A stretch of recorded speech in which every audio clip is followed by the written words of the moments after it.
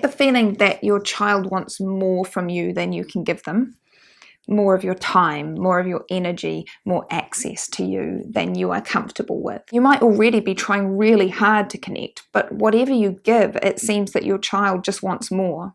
One woman I was working with recently shared with me that her parents had never played with her, had never put her to bed, had never told her that they loved her. She really wanted to have more closeness with her child, but she had no lived experience to draw from to tell her what to do. She just ended up feeling awkward, embarrassed, and uncertain. So many of us are at the pointy end of a long line of intergenerational attachment challenges. You may not have been given this warmth and affection because your parents weren't given this warmth and affection, because their parents weren't given this warmth and affection, because their parents weren't, and so on, way back.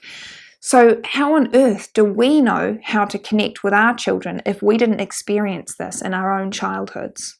Today I'm going to share with you a really simple formula that we share with the parents we work with.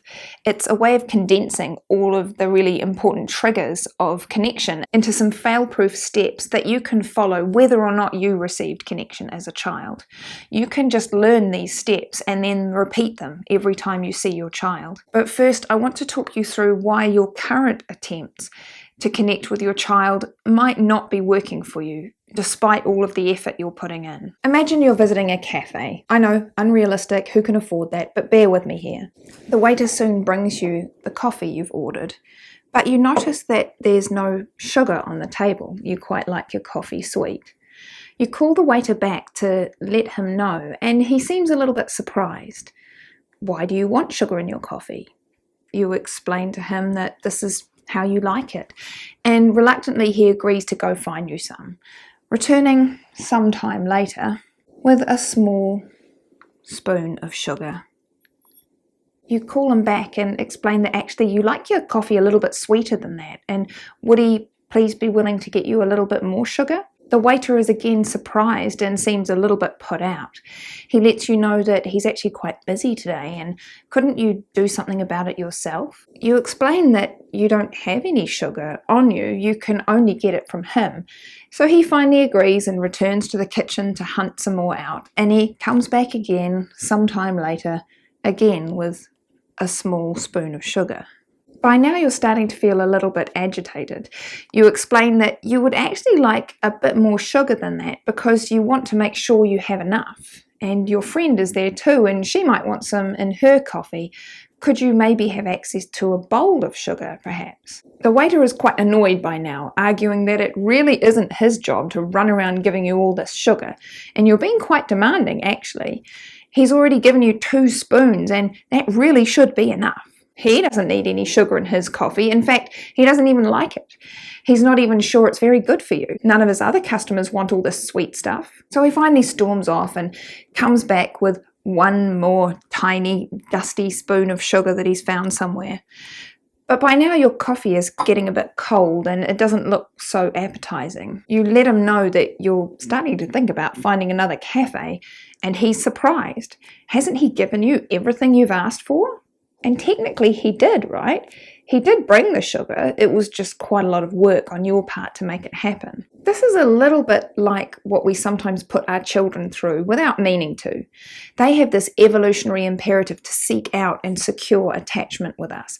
This is vital to their survival. And if you want to know a little bit more about this, you can watch here. If they aren't quite getting the level of connection they need, they will work really, really hard to make sure they get it. So we might well be giving our children a lot of the connection that they're asking for, but without realizing how hard they're working to secure it.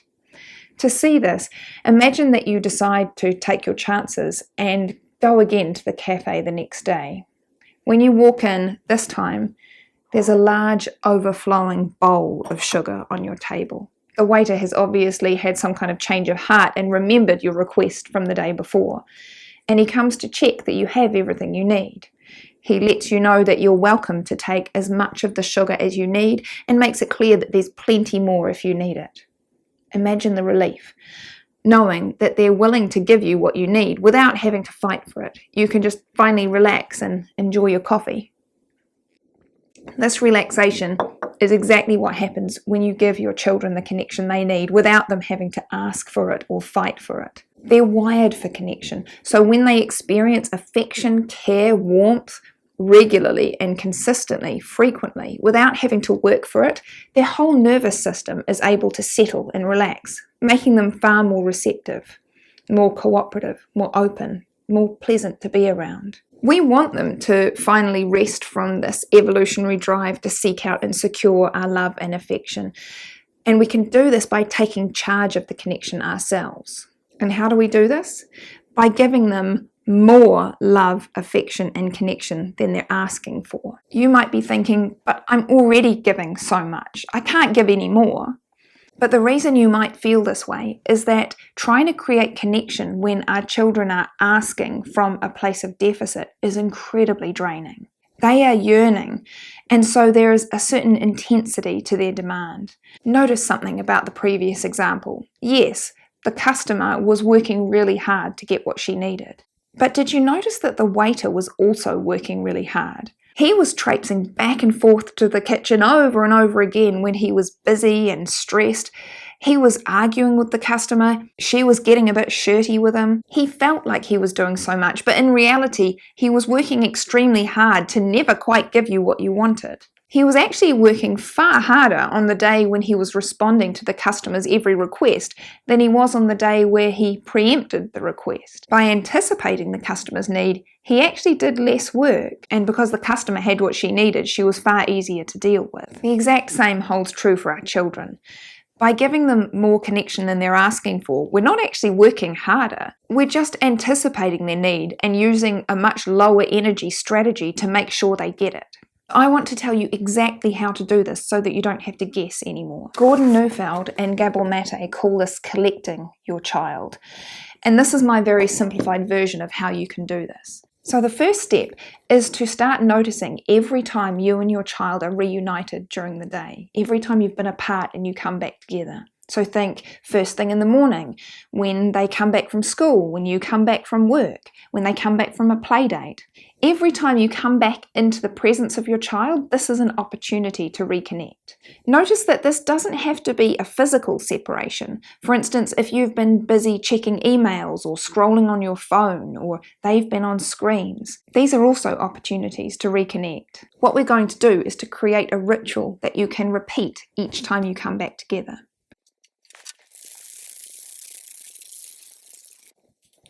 Whenever you come back together, every time you can repeat these 5 simple steps. Number 1, smile.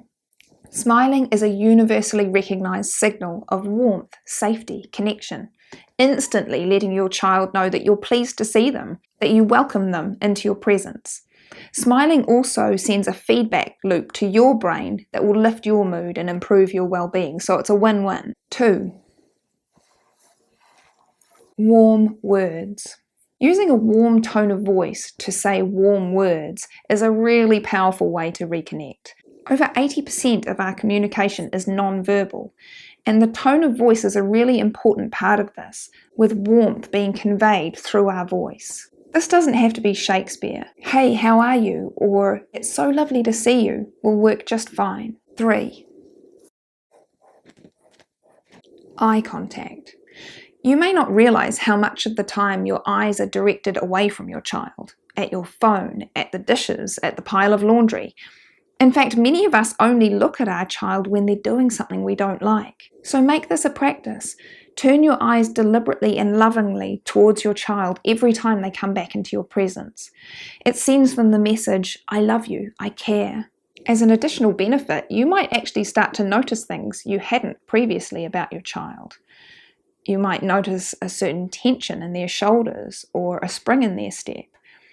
You might notice if they're looking tired or worried. You won't know if you haven't looked. 4, extend an invitation.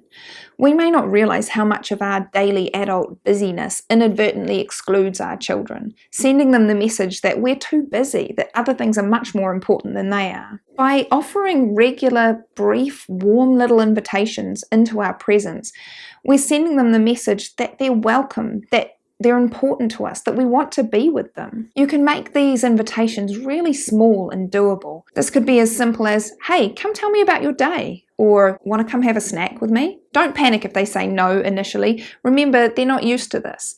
The important part is that they're regularly hearing that you care and that you enjoy them and that you want their company. Number 5,